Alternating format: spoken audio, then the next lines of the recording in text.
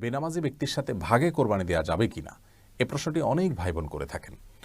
এর উত্তর হলো, যিনি নিয়মিত সালাত আদায় করছেন না এবং কখনো সালাত আদায়ের ব্যাপারে তার কোনো গুরুত্ব নাই, এই ব্যক্তি কেন কোরবানি দিচ্ছেন সেটি বড় প্রশ্ন সাপেক্ষ বিষয়।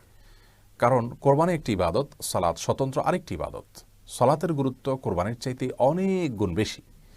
যিনি আল্লাহর নির্দেশ পালনার্থে সালাত আদায় করছেন না, তিনি কি আল্লাহর নির্দেশ পালন করতে গিয়ে কোরবানি করছেন? সেই সম্ভাবনা বোধহয় খুবই ক্ষীণ। বরং এ ধরনের ব্যক্তি গোশত আহরণের জন্য, ফ্রেশ গোশত খাওয়ার জন্য বা সামাজিকতা রক্ষার জন্য কোরবানি করে থাকার সম্ভাবনা অনেক বেশি জোরালো। এজন্য আমরা পরামর্শ দিব, যারা কখনো সালাত আদায় করেন না এবং ভবিষ্যতেও সালাত আদায় করবেন বলে কোনো সদিচ্ছারও প্রকাশ তিনি করেননি বা সেরকম কোনো কিছু আলামতও বোঝা না যায়, তাহলে এরকম ব্যক্তির সাথে আপনি কোরবানি দিতে যাবেন না।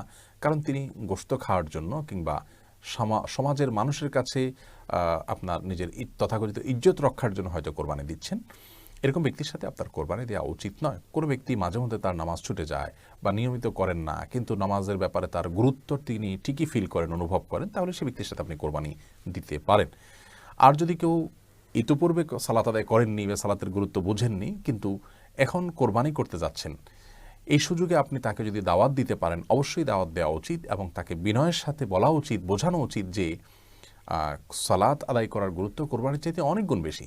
সালাত আদায় না করে কোরবানি করা, এ বিষয়টি লুঙ্গে খুলে পাগড়ি পরার মতো। সতর ঢাকার গুরুত্ব পাগড়ি পরার চাইতে অনেক বেশি। অতএব পাগড়ি পরার আগে আমাকে সতর চিন্তা করতে হবে, কোরবানি করার আগে আমাকে নামাজের বিষয়ে দায়িত্বশীল হতে হবে। এরকম বোঝানোর সুযোগ পেলে তাকে বোঝাবেন।